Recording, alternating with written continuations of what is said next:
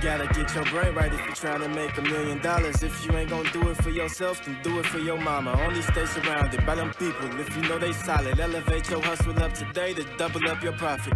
Trying to learn some game, Xavier gonna talk about it. No Deanna, speak that that everybody vouching. Ain't no more excuses valid. Get up off the couch and get up in your bag. To your bank account, need an accountant.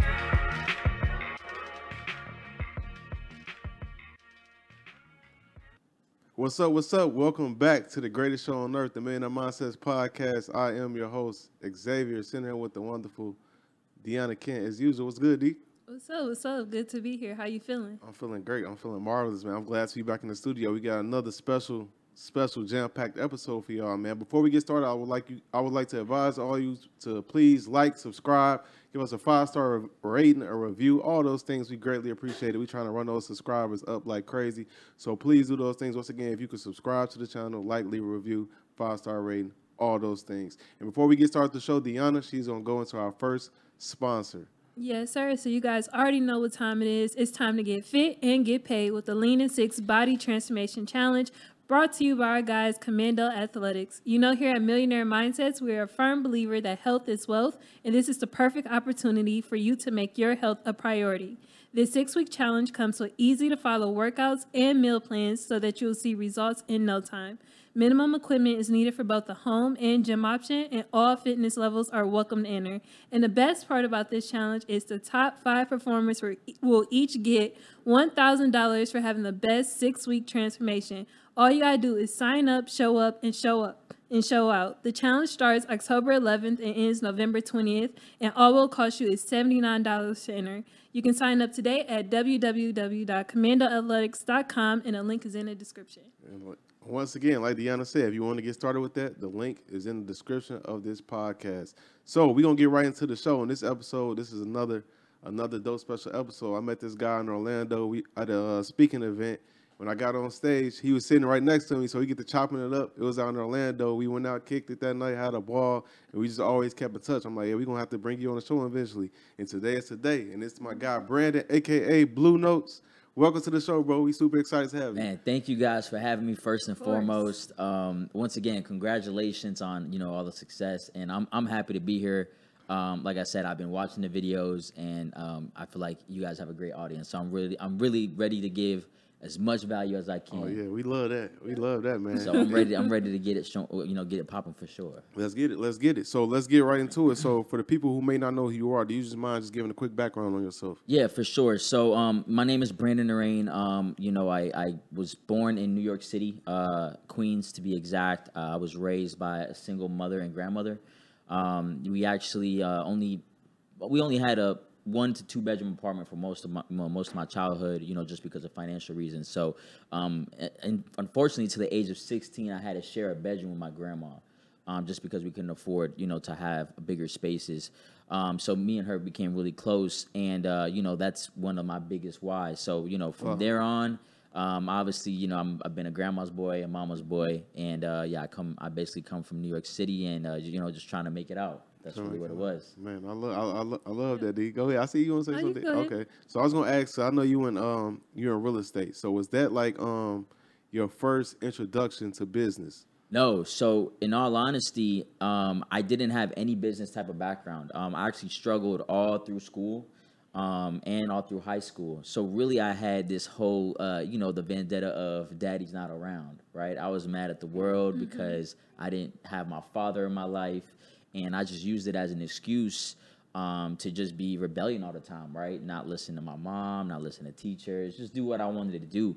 So a lot of the times, I was just basically just getting by, getting C's, D's, and just trying to just make it by. Yeah. So at the end of high school, I actually ended up getting expelled a semester right before high school.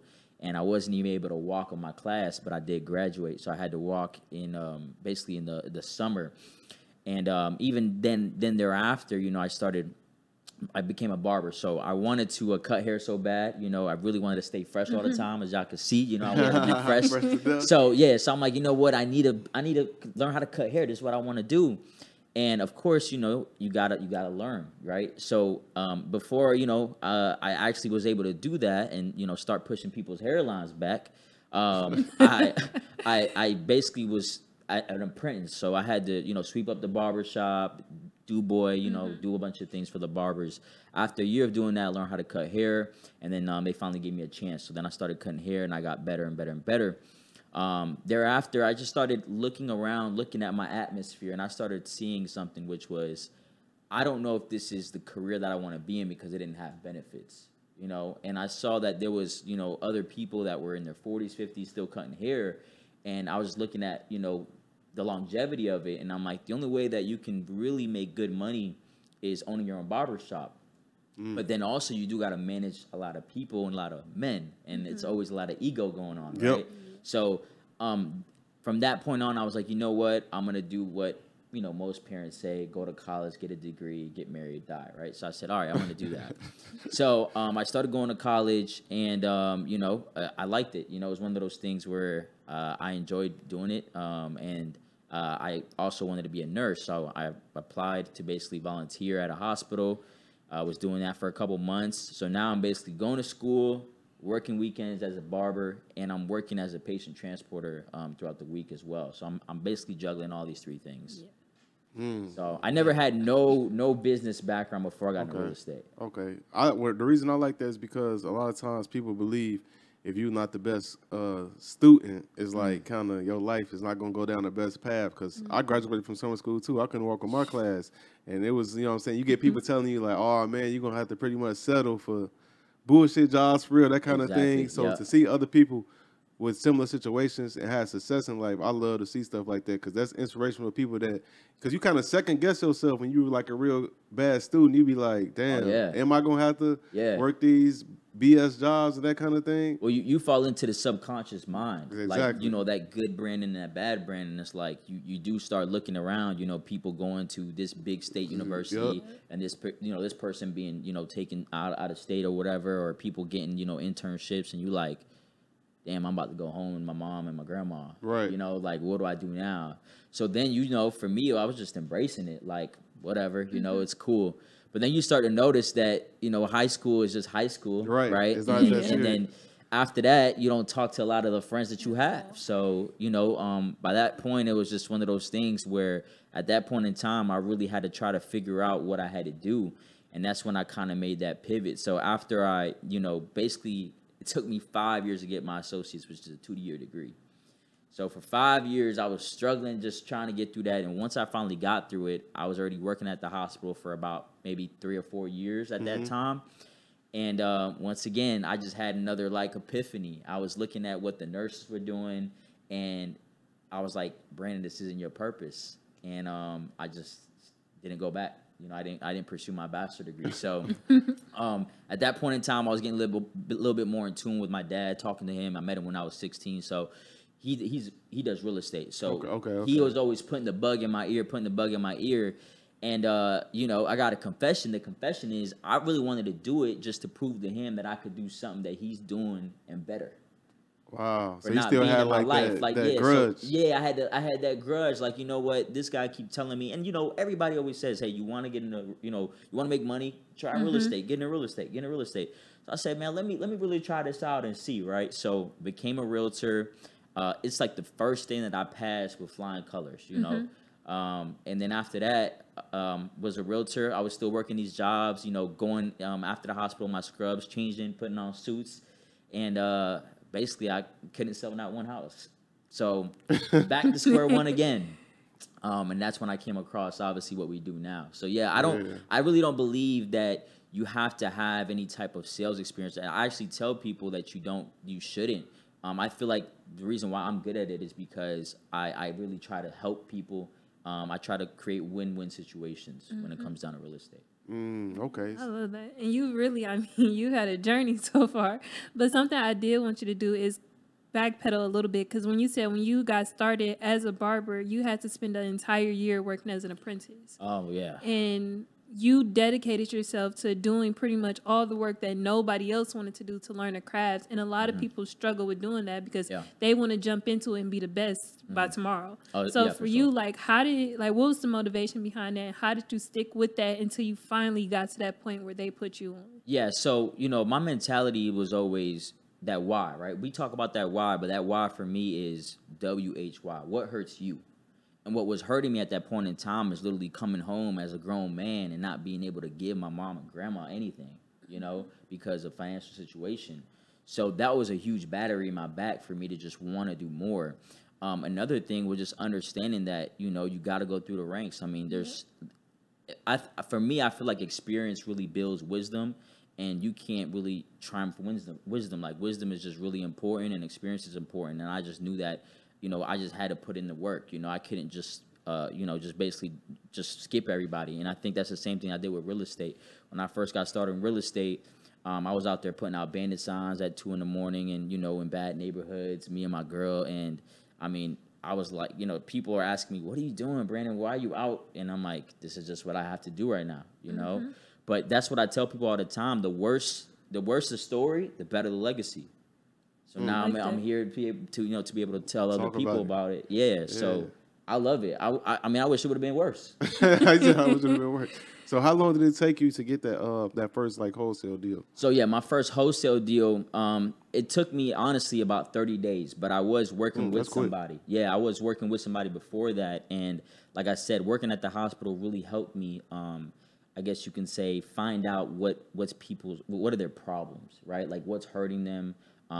Really kind of be able to dissect, you know, I guess you can say problems and give them a solution. So when I come to somebody and I'm talking about their home, I'm really talking about what I can do to help them versus the actual property. Right. Yeah, whatever the financial situation is. So for me, it was about 30 days. But I mean, if you really take action and you have an actionable plan, you know, you can really get it done. And that's what I love to talk about, that right now there's people in your city looking for you to bring them distressed properties, and they're going to pay you cash for it. That's facts. So what do you think about this? Because wholesaling over the past, I would say 5 years, it's become like extremely popular. It's super popular everywhere. Everybody wants to do it. Yeah. Everybody's trying to do it. You know, there's a lot of people that's doing it. So for the person that's listening to this that may be thinking about doing it or discouraged, anything like that, do you think, is there such thing as like oversaturation with wholesaling? I mean, if I can show you HUDs and bank statements, I would say no. Right? So, you know, it's one of those things where, and I think you touched on the great point, which is a lot of people are trying to do it. Right. You know, and I think that wholesaling is sexy right now. Crypto is sexy right now. Yep. Turo, Airbnb arbitrage is sexy right now. So with that being said, a lot of people jump from thing to thing to thing. You know, but the real thing is, are you actually doing it? Are you trying to do it? Do you have the actual steps in place? And are you trying to actually get a deal? So, you know, there's people right now that say, hey, you know, it's hard to get deals in Cali or hard to get deals in Texas or whatever the case may be. Right. And I can show you people that are actually doing deals, hitting 6-figure months, 7-figure years in that particular market. So to answer your question, I would say no.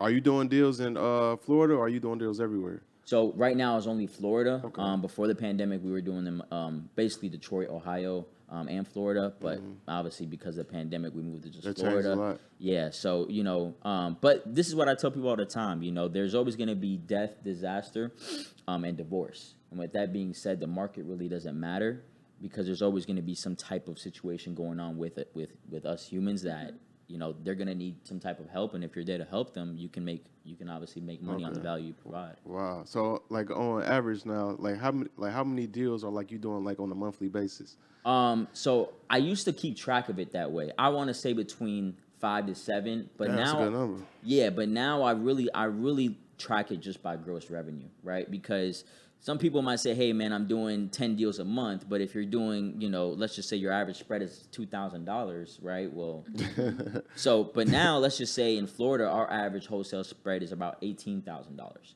So if we're able to do a couple, you know, 4 to 5. So you do about 4 or 5 of them a month? Yeah. So that's what our average is. You know, sometimes we'll have $5,000 wholesale spreads. We hit for our biggest one this year at $70,000.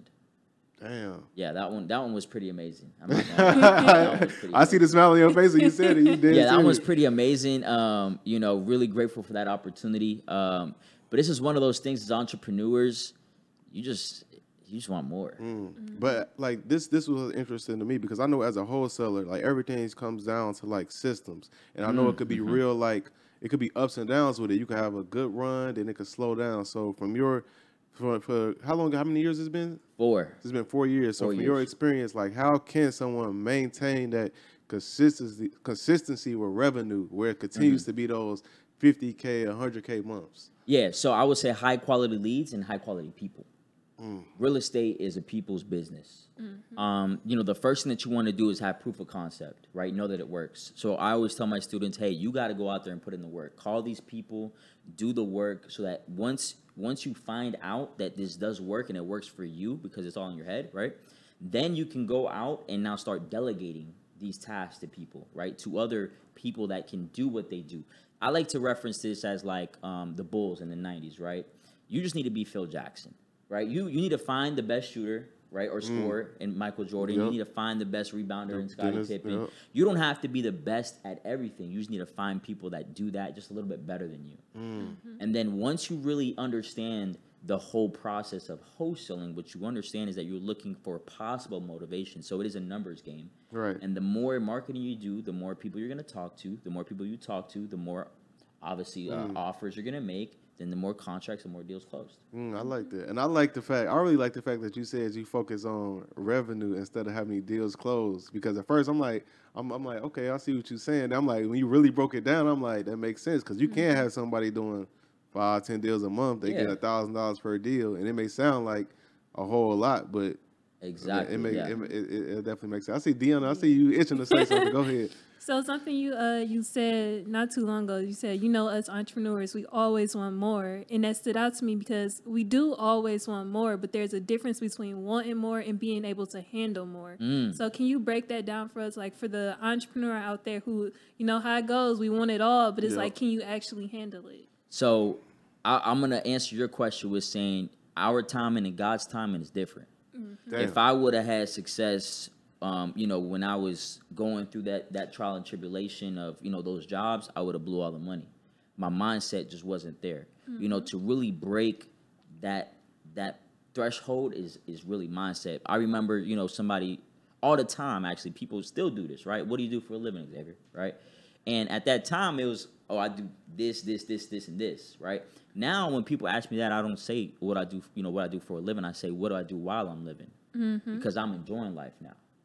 I like that. See what I'm saying? So it was one of those things where at the end of the day, my mindset was just different.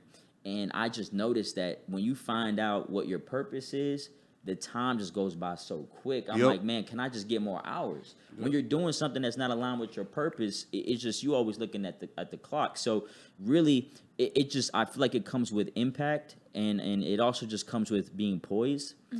This is actually something that I was really debating about talking about today, but I really do want to talk about it, is that I have a therapist that I go to. And I feel like as entrepreneurs and just people in general, we need to have therapy. We are emotional people. And a lot of the times, emotion is hard to hold in, especially with entrepreneurship. Coming from where we come from, there's not a handbook that tells you how to not fumble the bag. There's not a handbook that tells you how to get the bag, So it's one of those things when it comes down to answer your question, how do you actually, I guess, stay poised and how do you actually, there's a difference between handling and wanting. I think it's just one of those things where you just got to keep the 1% every single day. Just keep going a little bit more, a little bit more, a little bit more, and you'll start noticing what you can and can't do. And if not, you scale back a little bit and then you push a little bit harder. But I think it's just one of those daily things that you just got to give the 1% every single day. Man, I love that. I agree 100%. And I got one more question for you real quick, because I see another big debate online is people say money can't buy you happiness. And, it's a lot of different perspectives on that. But I wanted to hear, like, your perspective. Like, what do you think about that? And do you think your happiness is connected to your success and, like, the material things, or do you think it's much more than that? Yeah, so I would agree. I don't feel like money does buy happiness. When I first got into entrepreneurship, that was my goal. My first initial goal was help my mom, my grandma. After that, once I found the plug, right, wholesaling real estate, I'm like, oh yeah, I'm not telling nobody about this, right? I'm just gonna start making money. And then it's just one of those things where God just put it in it's like I felt like I just had to throw up and start talking about it to everybody. And, then I started figuring out that, health is wealth. Started figuring out that, relationships are going to fall out, and you can't buy people. You can't just buy somebody something and say, hey, are we good now? But what I will say about money is that it does give me the 3 W's, which is I'm able to do what I want with who I want whenever I want. And now I really have focused into, instead of saying financially free, is time freedom, right? Because I love to be time free. I love to be right now here with you guys and still know that I'm able to make money passively or through whatever it is without being, restrained to obviously, a JOB or whatever the case may be. So I would say that money doesn't buy happiness, but it is a tool that you can use that is going to help you get, basically get by, to basically put it in better perspective. I'd rather be sad in a Lamborghini than sad, in I don't know, whatever. Right. You know what I'm saying? So, but at the end of the day, it's just one of those things where it's not always about the money, but it's about the time, being able to do what you want to do. I love it, man. I want to go back for a second because you touched on this for a second. You talked about delegation and how important it is, like within real estate. But I want to ask you this: when it comes to real estate, your business, and just as an entrepreneur in general, because I think this can help a lot of people. So how can someone learn and know how to delegate things when they come to different industries on the entry level? Like, how can they learn these things? Is it like a trial and error, or is it something they can skip to figure it out? So the first thing that I figured out is that in wholesaling, I needed a CRM, which is a customer relationship manager. It's basically a database to where it holds all of your leads. If you're talking to 100 people a day, how can I really remember, Deanna and Xavier, and that they live in XYZ and they have this and this type of dog? So for me, it was a CRM because at the end of the day, it's a people's business. I need to be able to connect with you, right? I always tell my students that BLT, believe, like, and trust. If you get somebody to believe, like, and trust you, even when it comes down to just Louis Vuitton or Chick-fil-A, you're always going to buy, right? Because you believe in their product, you like their product, or you trust their product. So it's the same thing with us humans, right? So I would say the first step would be a CRM system, and it is with trial and error, right? You basically have to connect things and see how do you buy more time, and how do you basically delegate more time, either through tech or through other people, so that you can be able to work outside of the business, not in the business. I want to ask you on that note, being people oriented, because I think a lot of people right now struggle with that, or they think they struggle with it. And, I'm not a people person, or I don't really like people. But being people oriented is super important in business, and especially in real estate. So how do you build those skills to be able to really connect with people and build trust? Yeah, so, the first thing is, just like anything else, Michael Jordan wasn't able to shoot free throws with his eyes closed because he didn't try. Shoot or shoot, and you just shoot to win, right? So the first thing I would say is that you just got to talk to people. I remember when I was cold calling people, sometimes I didn't know what to say, and I'd get stuck, and I'd hang up on them. And I'd call them back and say, I'm sorry, I think we got disconnected. Right. And at that point in time, what I noticed is that, hey, they don't really know where I live. They don't know who I am. I can make mistakes. Right. I'm human. And I started just really building, how to talk to people. And even here right now, when I first started, getting interviewed in podcasts, I was nervous all the time. Right. Even before I did public speaking, I was really nervous. And it's just one of those things where you just do it. You do it. And once again, it's like you have to have that real why, that what hurts you, because if you really understand, what you're doing and what your purpose is behind something, you're willing to do anything, when it comes down to making sure that, you're successful. I agree 100%. Cold calling, that ain't no joke. Because I remember when we used to cold call, he used to beg me to do it. And I could not mentally get over the fear of getting on the phone with a stranger and trying to pitch them something. That was a big hurdle for me. And I know a lot of people struggle with that. It's pitching, doing that. I have a real, I guess you could say, brutal way of telling people how to get over that. But my students ask me this all the time: Brandon, how did you get over the fear of cold calling? And I said, man, I was just tired of being broke. And I also looked at it like this: what will happen if I don't make the call? Right? Somebody else will, but now I'm going to be in the kitchen eating something that I don't really want to eat, right? Or now when my friends, hit me up and I can't go there because I don't have the, the financial status to do that. Or, if I want to go and take my mom out or my grandma out to dinner, I don't have it just because I didn't want to make a phone call, So I mean, strangers pay the bills, man. I want to talk about like you relocating for a second because I know you're from New York, but now you in Orlando. How long you been in Orlando? I've been in Orlando for about like 14, 15 years. Oh, you've been there for a minute. I've been there for a while, yeah. Okay, I didn't know if you relocated there like a couple years ago. Nah, it's been a while. It's been a while. So yeah, basically I moved. Like my mom just decided to pick up and go. Okay, because the reason I brought that up because I was going to ask you like what was their thought process behind that because we talked about just on the last episode we talked about how it's probably best for a lot of people to pick up their bags and leave that home city, that hometown that they in. Yeah, I do feel like that is something that people should do. Your mind is really like a safe haven. Yep. You have to really, really, be real crucial about who you spend your time with, who you let, influence you and not influence you. And I do feel as if, if you're hanging around 4 millionaires, you're bound to be the fifth one. Yep. And a lot of the times, people will instill their fear in you, right? So, for example, hey, I want to start this new business, blasey, blasey, blasey. Your friends and family might say, hey, you know what? I've seen people try that. I've seen people do that, and they didn't go their way. In all reality, it's just a fear that they have that they don't know. And they're waiting for you, right, to obviously break through that so you can show them, right? I always tell people, hey, go right now through your phone and look at your favorites. You got right now people depending on you to make it. So you have your mom, your dad, your cousin, somebody right now is depending on you to make it. And sometimes you can't have that negative energy because even though you might not think it affects you, it could. I think that's man, you just touched on something really important. I think this is important for a lot of people that may be that breadwinner to be mindful of the things that they're doing out here. Because like you said, when you looked at as that one to help people, you don't have the what's the word I'm looking for? You don't got the space to make mistakes like that. Like your mistakes is really the amount of mistakes you can make is really, really low because one mistake on your part, it could ruin not only you, but the people that's depending on you, like on Nas' new album, he got a song. He said, and I love this bar. He said, the breadwinner take a L, leave the whole family hurting.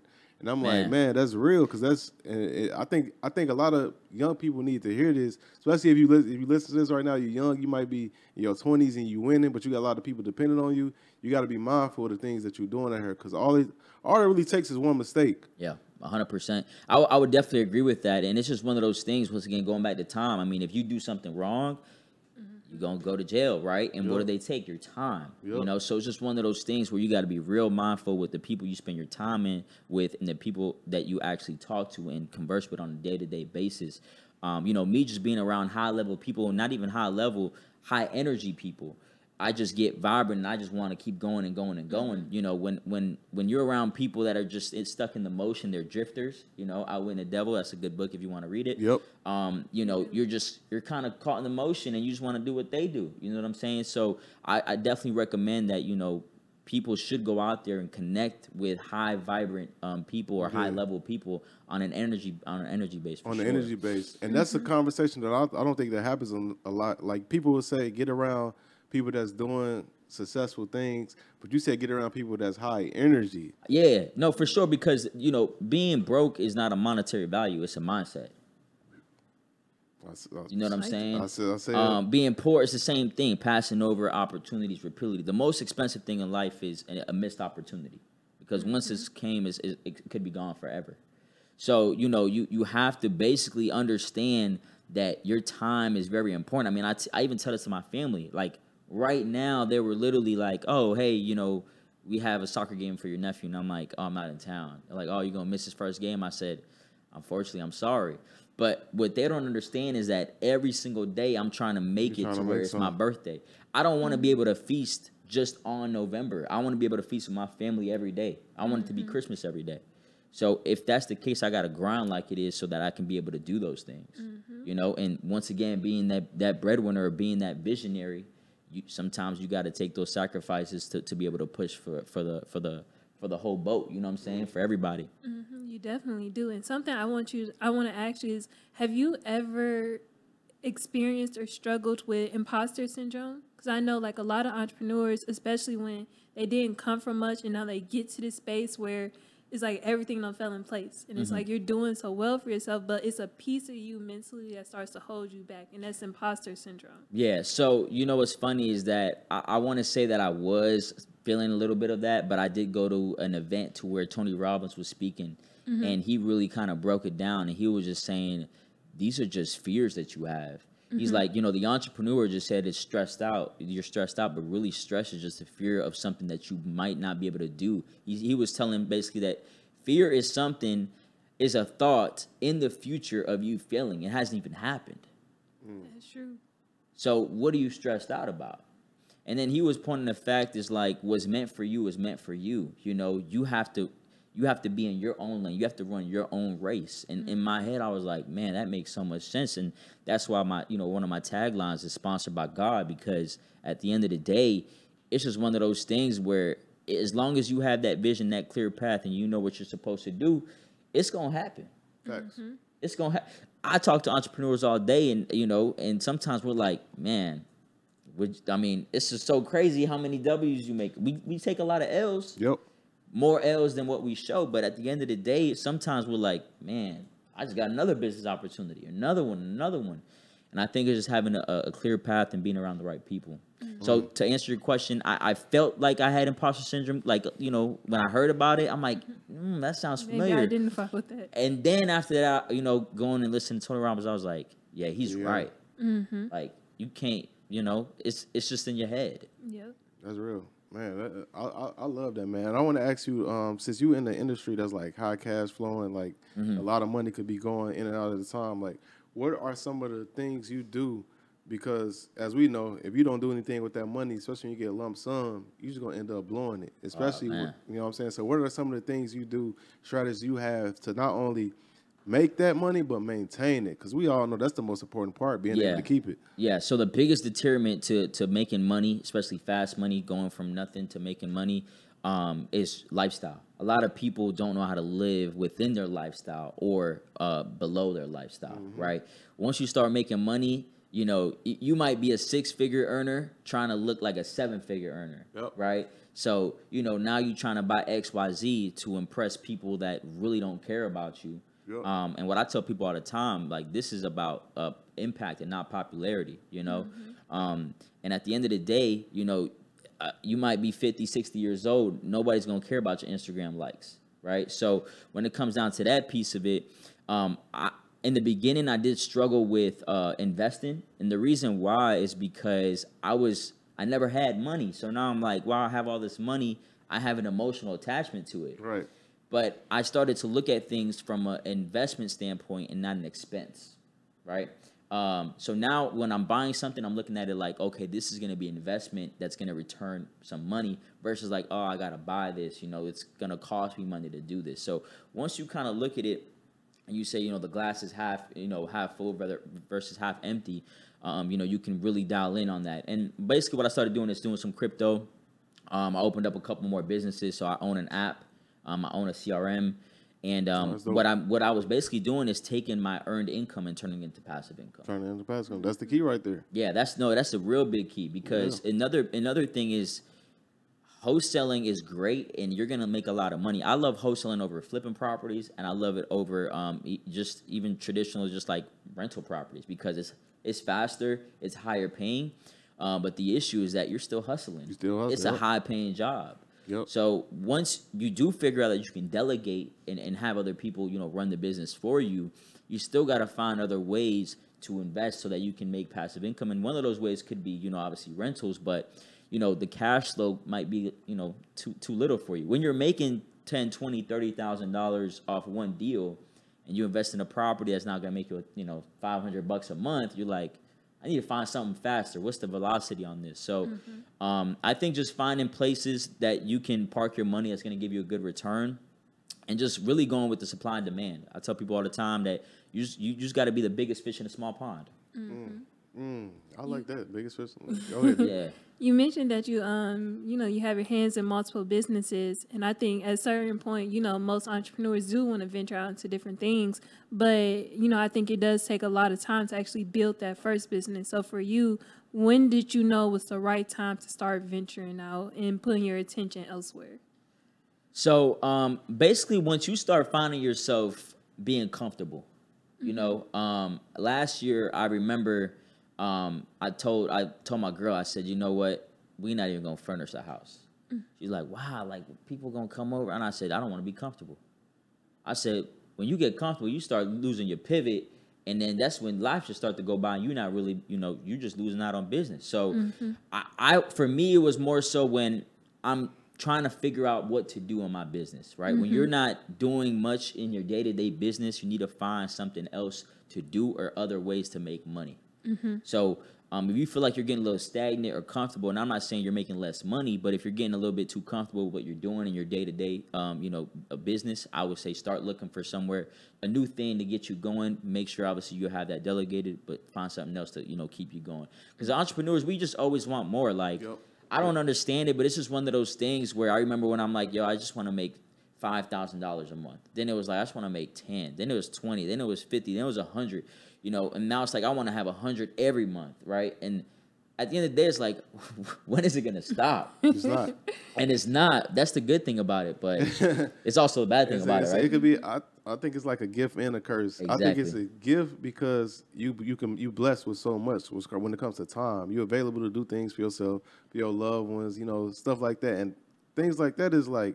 You can't measure that. Like, you know what I'm saying? To be able to spend unlimited time and doing whatever you want, that's the gift. But the bad part is, I think, missing out on so many things. And sometimes not spending as much time because you dedicated to what you're doing. Yeah. And like you said, it don't stop. Because I think people think it's really about money. In my opinion, it's really not. I think it's really about, like, entrepreneurs at the end of the day have a competitive spirit.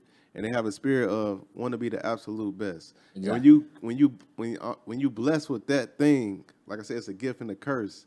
It never ends. Never. It's always going to be like, you can make $1 million a month. Now you're going to watch. You hit $1 million a month, you're going to be like, I got to do two. I got to do it's two never, for sure. It never ends, but I don't really think it's about money. It's that competitive spirit and really trying to push yourself to see how far can I really take this. And I'm going to keep going. So that's what like, in my opinion, I think that's what it's really about. I just want it to be a good read when I go. You know, I want somebody to be able to look at my life, read my book, and say, this was a good book. That's what it is. You know? So, and yeah, I think it's one of those things that if you just competitive with yourself, you know, me versus me, and you just doing what you can do, it's going to pay dividends for sure. And then it's always that, well, I know me. I'm going to speak for myself. I'm the type of person, I only need a little inkling of something that's like, and then you got to be that big. It could be, I could see somebody say something slick. It might not even be that bad, but I'm going to take it that way. Yeah. It'd be like, oh, okay, so now I'm about to do this now. Exactly. I'm about to take it to a whole nother level now. So I'm always looking for reasonings to go to the next level. Like, especially at the point when you start getting comfortable, because we all get there, you start getting comfortable. Now I'm looking for more reasons to be like, somebody say some hating shit or somebody to doubt me or something. I'm looking for reasons to be like, all right, now it's going to a whole nother level. Nah, 100%. I mean, I think that's really what propelled me into real estate. Like I said, it was the vendetta with my dad, and that really fueled me. Yeah. And then, like, when I started becoming successful and I really didn't care about that, you know, we just became cooler. I'm like, man, I need to find some more motivation. I need somebody to start, like, you know, throwing some shade on me because I need to start to go harder. Right. No, facts. That's real. I feel it. So if you don't mind sharing, because we always ask people stuff like this, when it comes to wholesaling, what was your biggest month? Our biggest month was $114,000. Yeah, $114,000. And that was insane, man. I mean, the $70,000 deal was insane. But yeah, $114,000 was our biggest month, and when that happened, I don't know. It just felt like I need to do $250 a month. See, I'm just being honest with you. We haven't hit the $250 a month, but you know, it's just one of those things, man, where it just doesn't stop. But I love it, right? So it is what it is, and you know, you're always gonna be striving to be the best version of yourself. So, and also, in your opinion, what do you think when it comes to wholesaling and people not being able to get deals, not being able to make money? What are those mistakes the biggest mistakes they are making from all the things you've seen since you've been doing this? Yeah, so the biggest mistakes is that they don't truly understand the process of wholesaling. So I like to tell people, map out what you're going to do, right? What is the first step? What is the second step? Like, and also what is wholesaling? You know, some people don't understand it well. You know, they say, oh, okay, yeah, it's middleman in properties and, you know, flipping contracts, but really dialing on the process. The second thing is just taking action, man. I mean, I know it's really cliche, but people just don't take action. They want to, you know, work pays. And if you're not putting in the work, you're not going to get paid, you know? So I think that people really, really battle with themselves, with that subconscious mind, and you should never negotiate with your subconscious mind. No. You literally, if you feel like you should do something, you should do it. And people just either, they want to learn on themselves. And I tell people all the time, listen, the reason why it's free information is because they left something out. Like, it's free for a reason. Right. And that's why I pay for mentorship. That's why I go to these events to pay for trainings and education, because from there, you're going to learn everything that they messed up on. Mm-hmm. So I would say the biggest thing is people don't take action, and people don't stay in the game long enough to see a return on investment. Yep. That's usually how it goes with most things. With most, yeah, I mean, even with crypto, stocks, whatever the case may be, podcasting, you're not staying. I mean, everybody want to have some abs, but you ain't, you know, you ain't staying in the gym doing what you got to do, and you're not doing it daily.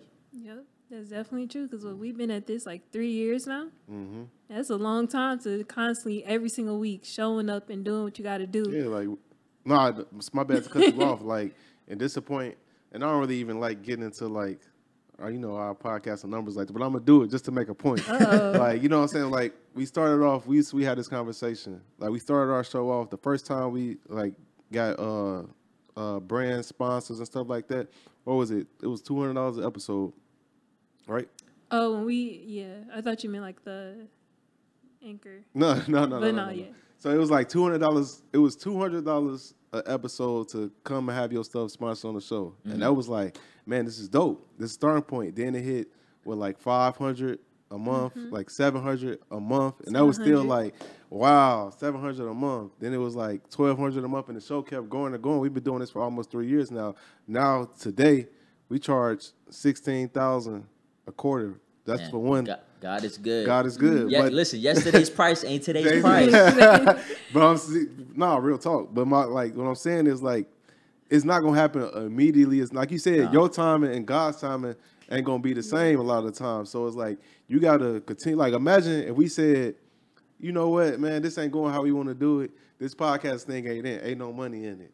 Yeah, quit. I would have quit. And we didn't even get in it for money. It just came with it. Exactly. As the growth came, people came to us. We didn't even go looking for people. People came to us. We was like, oh, damn, let's get it then. So, I mean, it's just one of those things where if you put in the work, man, the work pays. The work pays. The work just pays, man. And honestly, just people don't stay in the game long enough. People like to have safety nets, man. You can't blame them for that. I had a safety net, right? I mean, I wanted to be able to go to wherever it was that I was going, write my job, and understand that even if I did a bad job, I was still going to get paid. I mean, that's just the honest truth, right? And some people like that, or some people feel like they can't get out of that. But it's really just in the mindset, you know? And I mean, if you just stick to it and it's something that you truly love, you're going to keep doing it.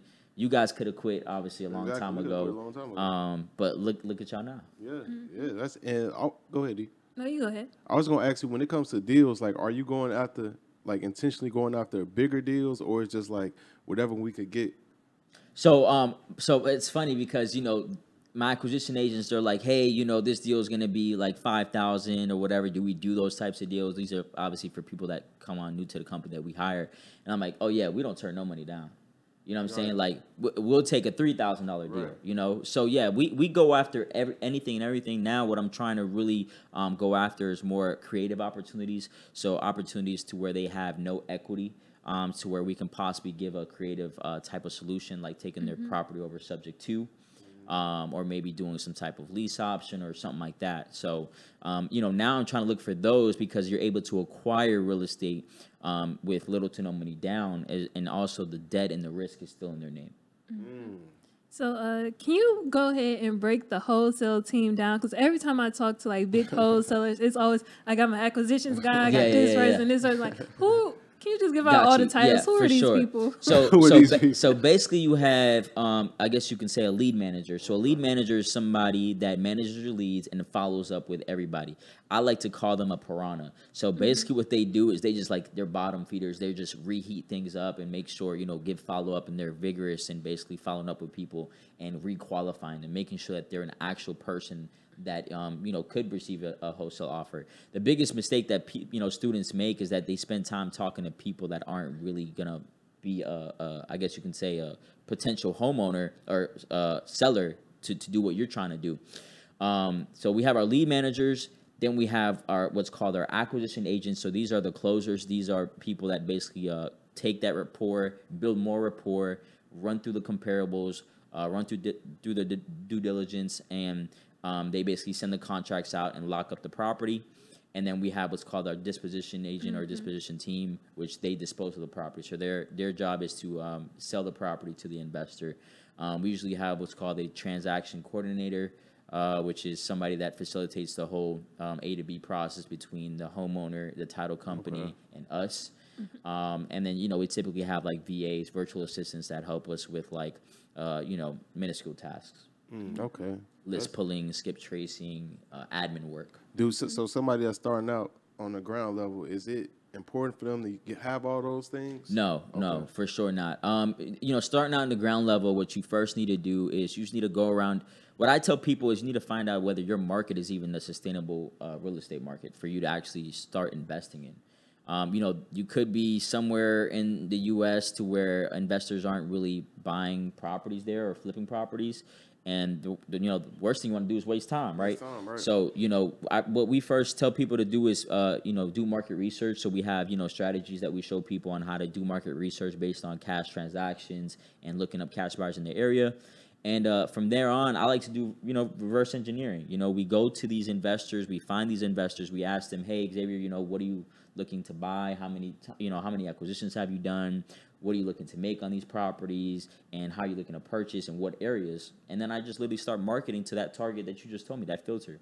Once I find a property, I up the price a little bit, make sure it works out for you, works out for me, and that's basically the deal. And how do you, I got to ask you this as a wholesaler, how do you deal with those people that you're talking to on the phone where they like cussing you out, calling you every name but a son of God? Like, how do you deal with those people? It's hard, man. It is hard, because it's a day-to-day thing. So we do text blasting. We do what's called ringless voicemail, which is just dropping voicemails to people. So people will call back, and I've had people say a lot of disgusting things. But what I understand is, like, they're probably getting bombarded with a bunch of other calls, a bunch of other text messages, and they're just not my customer avatar.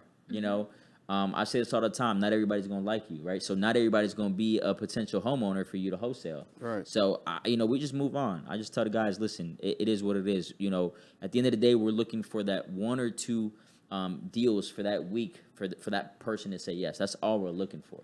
So, do you think there's a such thing as a market being oversaturated with wholesalers, or do you think it's possible for anyone to be successful? I think it's possible. What I like to tell people is that, people say, hey, well, Brandon, how do I compete with you in Orlando, right? If you're sending out 20,000 mailers or doing this and doing that, I say, well, you can still compete. The reason why is because the homeowner might resonate with you over us, right?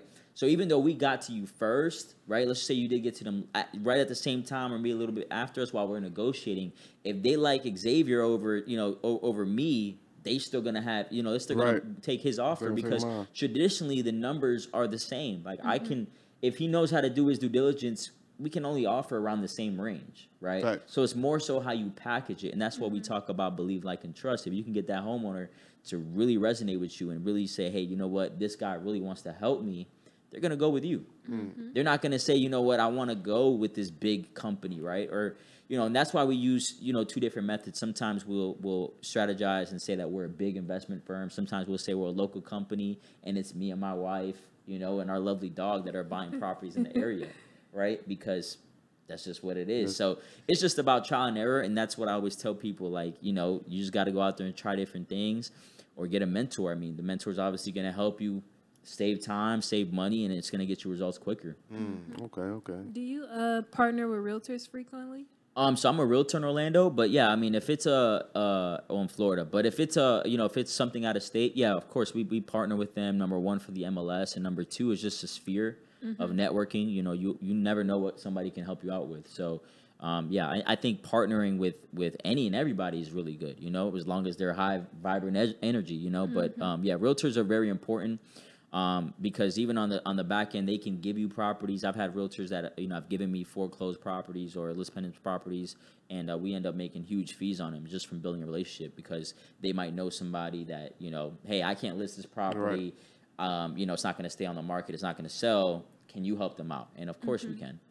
What's within business? Because I like to ask entrepreneurs this as well. Within business, what is the biggest loss you've had, and how did you bounce back from it? The biggest loss that I had, I mean, you want me to say like a monetary? No, just like it could be an experience from a deal that went wrong. Yeah. So, like all right. So the biggest loss, it wasn't like a huge loss, but it was definitely a bummer. Basically, it was this lady, Miss Taylor. I won't say her first name, but Miss Taylor. You remember? I remember exactly the property. So, anyways, Miss Taylor and her sister, I guess her parents died. And she inherited the home. So we was working with her for about 2 to 3 months on getting her the right offer, making sure that she know all the stuff going on and whatever the case may be. And once we went under contract, it was going to be, I think it was going to be like a $60,000 or $70,000 assignment fee. And we were probably like maybe 2-3 weeks away. Like she was about to start the probate process and do all this stuff. We had a little paperwork or whatever. And then we get what's called basically a memorandum, basically stating that she had a sister that said that she basically never told her about the property and was just trying to take the property away from her. So basically the sister put a lien on the property, and ever since then they were fighting over the house. So then we were trying to negotiate between the sister and the other sister. For a whole year we were trying to make it work, give them more money, and then we kept trying to follow up after like I think 3 or 4 months. They hashed it out, and somebody else bought it and made all the money on it. Wow. So, yeah, even though, I mean, and I spent money with an attorney, with, time, and, I mean, it was harsh, It's just the business, But then, the next month, you can come back and have a 6-figure month. So exactly. That's the good thing about it. You can be down today, but you can be up tomorrow, for sure. That's life. That is life. That's how life. You just got to be able to stick through that pain. Yeah, that's expensive life. pain. It's like that's a fact. Like Nick said, that's life. You could be down, especially with the advancement of technology. Like I want to tell somebody that's listening that may be in a bad position. Like tech is so crazy right now. You could be down right now. You could have $200 to your name. If you could figure out something and do the right things, you could be up 20,000 within the next month. Like that's how crazy, and how many abundance of opportunities is out here. You could literally be a 6-figure earner in 2 months. No facts. With this day and age, no, I mean, with crypto, with this, with that, I mean, you can literally go from having nothing to just being a 6-figure earner. But like you said though, you got to stay down and keep. It's like that picture. I'm pretty sure y'all both seen that picture with the guy. With the hammer into the diamonds. And then he gets super close, and then he just like, damn. He not even realizing that he about 5 knocks away from being at the diamonds. He's right there. He's right there. But that's going back to what we were talking about. Your timing and God's timing is different, man. And you just got to stick around and see. It's just crazy how that goes. But yeah, people, you just got to stay in the game long enough to see a return, man. That's really how it is. But at the same time though, to play devil's advocate a little bit, is there such thing as staying with something too long? Oh yeah, 100%, 100%. Yeah, you can't. Like if you've been rapping for 10 years and it didn't hit, yeah, man, it's time to give it up. But it's one of those things, man, where I think that people don't adjust. They don't learn from their mistakes. When you're in business, you got to really understand. Okay, what did I do wrong? And let me change that. Really fast, right? Like we always talk about, hire fast, fire. I mean, my bad. Yeah, you got it. So fire fast, hire slow, right? If something isn't working, you gotta let it go, and you gotta try to find another way. Fab said this one time, one of his songs. His plan B is another way to make his plan A work. So, you know, you just got to find different ways on how to make that work. The thing is, people don't leverage their time and their opportunities. You know, there's people that go home and just watch Netflix and Squid Game and all this other stuff, and they're just not working on their own business. You know, Right. I met somebody the other day, a couple weeks ago.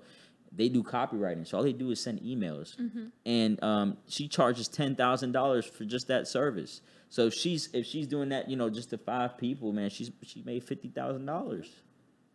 I mean, it's insane. That's crazy. You know, if you literally learn how to solve a big problem, you'll never go broke.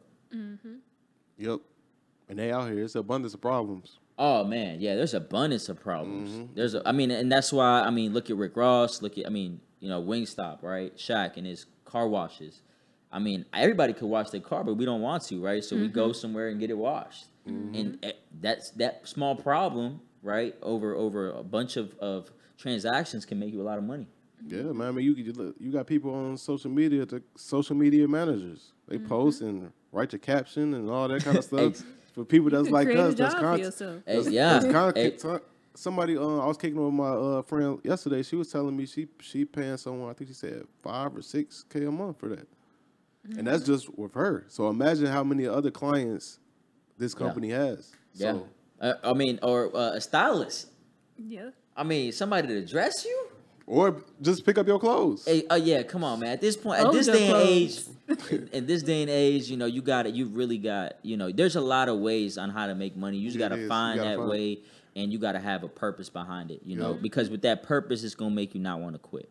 That's why I tell people, you got to do something that you love, because if not, you're going to quit. You're going to quit. I mean, I liked real estate, and I still do like it a lot, but I didn't quit because I actually liked it, and I felt like I was good at it. When you're good at something, you're gonna do it for free. You know what I'm saying? So real estate, I mean, volunteering at the hospital, I was doing it for free because I really liked it. Until I didn't like it no more, then I'm like, all right, they have to pay me, right? But real estate was the same way, but except it was a high income earning skill. Right. So, you know, if you find something that's gonna pay you a lot of money in a short amount of time, you know, you're gonna get wealthy. And I think the biggest thing with your story is you may have a couple of different trials and errors going through different things and whatnot, but at some point you're gonna find that thing. People are scared to restart their life. I don't know why. It's the worrying about what other people gonna think about that. Yeah. You know, that's really. I mean, and I get it. You know, I talk to people. Hey, man, I got 3 kids. I'm married. I can't do that. My grandma raised 6 kids, and you know, she's an immigrant from Colombia. You know, there's always somebody with a more messed up story, bro. Yep. Somebody's been through something worse than you. You know, hey, I'm a single mother and I do this, that, and the third, and I don't have the time.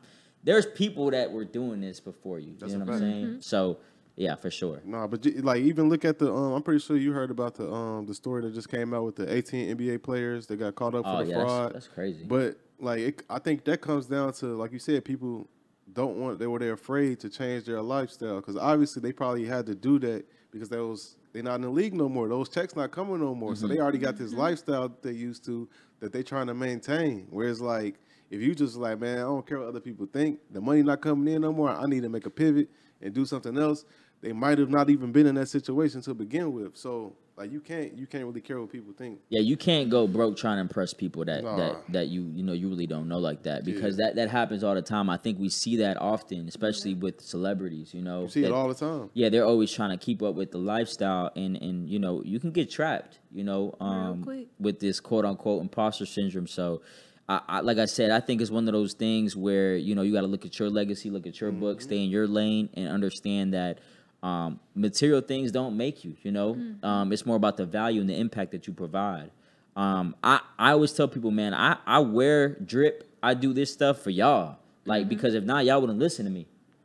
You know what I'm saying? We talk about that all the time. Yeah, but at the end of the day, if it was up to me, You wouldn't even care. I wouldn't even care, man. You know what I'm saying? Because at the end of the day, it's just one of those things where I know what my value and my worth is. And I feel like a lot of people don't know what their value or worth is. You know, you have to basically ask yourself this: what will you allow to determine your value or worth? And if you're basically like, hey, you know what? I don't need to have Gucci, Louis, or whatever to determine that I am a a high income value man, right? Or whatever the case may be. I don't need to have a Louis Vuitton bag to say that I'm a high value income earning woman. Then nothing will ever phase you. Nothing will ever phase you. You know, you could still be that guy in the club, you know, getting to the bag, not in a section. You know, Facts. you could be ducked off. Facts. You know, and everybody can know who you are, but you don't gotta be that. So it's just one of those things, man. If you find inner peace, really find your purpose, and understand who and what you're doing it for, and what you will allow to determine your value, you're gonna be good. You're gonna be grounded. You're gonna be poised. That's one of the biggest things, is that people, they don't delay gratification, man. They don't. I mean, social media. Like, to be honest, if you think about it, a lot of people have much more. They would be in a much better financial status if it wasn't for social media. Because there's so many people. Like, social media has been an amazing help. It's been amazing, like, changing lives. You can communicate with people all over the world. It's the dopest thing. I love it. Yeah. But I know there's a lot of people that spend their last dollar to look like this a certain way on the internet, so certain people could think a certain way about them. And no, I mean, and it's one of those things, right? So going back to that, people tell me all the time, especially my friends, "Oh, Brandon, you know, you're an Instagram star, you're a social media star." Because before I became a realtor, I didn't have no Facebook, no Instagram. But I told them, I said, "Listen, bro, but there's a difference, man. Like, I'm making money off social media. Exactly. You over there watching people make money off social media, right? If you spending your time, right, on something that's not contributing to you, as far as, you know, your pockets or your family or whatever the case may be, you're wasting time. You know what I'm saying? So at the end of the day, like, when I buy something, you know, some glasses or some, whatever the case, some shoes or whatever, this is number one, it's a write-off. But number two, this is marketing. You know, because at the end of the day, this is what people want to see. And it goes back to watches. I know we were talking about that earlier. For example, the Cartier, right? Like, the watch now is going down. You know, they're getting lower and lower. But, like, during the midst of the pandemic, because of a lot of the rappers wearing it and buying it, it was going up. So the watch traditionally is $7,500. Once you put the diamonds on it or whatever, maybe the perceived value can be, let's just say, $16,000. They were selling them for $25,000. And now we're seeing that watch come down in value. The same watches, I just seen jewelers now posting it for $17,000. Why? Because the supply and demand isn't there. But it's really just the culture. It's just the culture thing. She got one on right now. It's the small one. Oh, but I got the plain Jane. You know, but see, you plain Jane out. So no, you're right though. And speaking of watches, like, we're gonna have an episode real soon, talking specifically about watches, about how they can be investments and stuff like that. Because, like we talked about earlier, a lot of people, they're unaware of that. So now I feel like that's important when you talk about alternative investing. That's another important topic to talk about, especially right now. So, you can flip anything. You can flip anything. You can flip anything, man. There's nothing that you can't flip. I'm pretty sure that there's something out there that somebody else wants to buy. You just got to find that person. You just got to find out for how much they're willing to buy it for. And the better thing is that if it's an emotional buy, they willing to pay for it. And they willing to pay anything for it. Yeah, exactly. Exactly. You don't see people hit them stimmies, man, at Dior. Oh, no, what? Man. And Dior knows, like, because the prices are going up. Like crazy. Prices are going up, man. I mean, so they know they're not. I mean, it's happening with Rolex. Louis, prices going up. Everything. Yeah. So they know what's going on, and they hold out. And honestly, you know, to be real transparent with you guys, it's our people. You know, even in Orlando, I shot a video. It's on YouTube, and I just see a bunch of minorities in line for Gucci, for Louis Vuitton, and I'm like, man, I hope that they're paying, something else is paying this off. You know, so I feel like it's one of those things that we have to do better and really, you know, be financially literate and understand that, you know, you can make. I mean, I know somebody that buys, you know, designer clothes, and they actually wholesale it and rent out their designer clothes. That's a dope business model. Renting it out, you know what I'm saying? As long as you're taking it to the cleaners, keeping it clean, good. Exactly. Because somebody just might want to wear that outfit for one day. Exactly. Because, you know, once you wear one outfit on Instagram, you can't wear it again. You can't wear it. That's why it's so costly. You can't wear that no more, bro. I can't wear this Comme des Garçons shirt no more. No more. Exactly. He's broke, man. He don't got it. You don't wear it again. I'm about to wear it again. But no, this is a new one. Exactly. I bought 30 of these. No, that's, man, man, nah, that's real, man. What's up? I got one final question. Okay. So I think it would be dope if we start doing like a little keepsake for our guests, because I know everybody's growing, doing amazing things, and at some point we're gonna have you back on the show. So sure. For us, can you let us know either what the end goal is or where you plan to be within the next 5 to 10 years? So when you run it back, yeah, we for got sure. this right here. In the next 5 to 10 years, number one is I really want to buy my mom and grandma a house separately each. I also want to have at least 5 sustainable businesses that are producing 6 figures. So I got right now 3. Dope. Yeah, so I'm happy about that. So obviously keeping them up and making some more. And I honestly want to say I just want to be I just want to have a bigger impact on people. You know, when it comes down to social media, it's one of those things. Going back to what we were talking about, it's also difficult. You know, you pay people to shoot you. You know, as far as content, you come up with the scripts, you come up with all this stuff, and then you get 200 likes. But it's one of those things where it doesn't really matter because there's somebody out there that's gonna resonate. The same way with you guys, right? You guys might have had how many listeners in the beginning, right? To start out with 20. Yeah, you be excited about that. But at the end of the day, there's probably somebody that's like, man, that whole thing really changed my life. Yep. So I just want to be able to impact people on a bigger stage, bigger platform, and really, you know, be a true testament that entrepreneurship is for anybody, and it doesn't matter where or you know how you grew up, that you can make it work. So yeah, those are my bucket list, and I do want to travel more. So I get anxiety on planes, so that's why I haven't been to Europe yet. But I do in the next 5 to 10 years I want to do like a Europe tour. So. Yeah, that's basically what I would say my keepsake is right now. I want to touch on one thing real quick because this is something that you said. I think this is really important that people need to understand when you talked about Instagram and likes, and people may not be getting as many likes as they want. People got to understand that when social media is not about likes, it's about eyes. Because everybody that see it, they not double tapping it. But you need to understand as long as they seeing it, that's all you need. They need to see the shit because they can't buy a product or do whatever if they not seeing it. So as long as they seeing it, you good. That's what you need to be worried about. Forget the likes, all that stuff.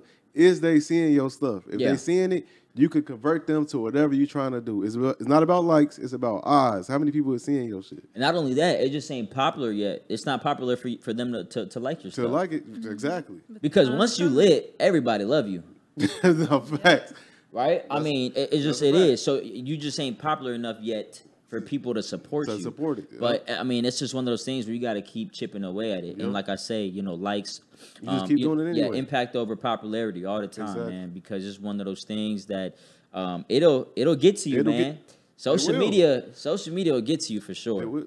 You got to keep that's what you got to keep posting though. Whether it's you starting off, because we all start off with 0 followers. So if you start on 5, if you get 5, 20 likes on your stuff, forget it. Don't let that get to your head and say, man, I don't feel like nobody. Keep posting. Keep going. Just keep doing it regardless. Yeah. That's just part of the game. Document it. Yeah, and I love that piece of it too because I can go back now and see 2-3 years ago and say, oh my God, look at the growth that I've had. So documenting your journey is very, very important. And even though you might think that you're not, helping somebody out, you really are. Another tagline I use is that I aspire to inspire. So, you know, my aspiration is to keep inspiring people. And like I said, it might not get the most views, the most likes, but I know that people, they message me all the time like, hey, man, you changed my life. Hey, man, you helped me close a deal, or hey, this, that, and the third. And I know that there's people out there that, you know, I'm going to be able to help. So that's what keeps me driving. I love it, man. We gonna wrap. Before we wrap up, I just want to say, man, I really, really appreciate you taking the time to fly out here and get this done, man. This was amazing. I'm super glad we got to get it done. But before we let you go, do you mind then plugging all your stuff where people can find you, follow you, become a student of yours, everything? For sure. Plug that. Yeah, for sure. So you can find me on Instagram at Blue Notes Brandon, on YouTube at Blue Notes Brandon as well.